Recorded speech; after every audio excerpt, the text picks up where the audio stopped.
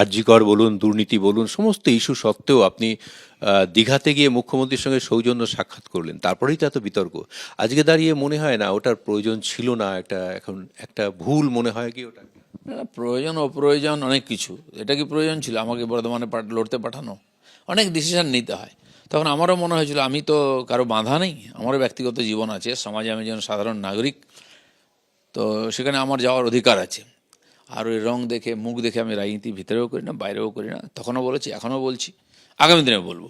সেটাতে আমার মনে হয় না রাজনীতিতে খুব পরিবর্তন কিছু হয়। কিছু লোকের সবসময় ভয় থাকে রাজনীতি হারিয়ে যাব, তারা এইসব ভাবে, দিলীপ ঘোষ ভাবে না। আর সেই জন্য পশ্চিমবাংলার যে রাজনীতি সেটা অন্য ধাঁচে চলে।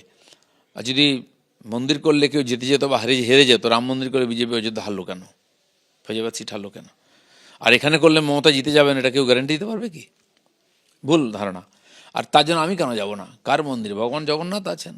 এত দেশে হাজার হাজার মন্দির কোন বেটা বানিয়েছে, কেউ মনে রেখেছে?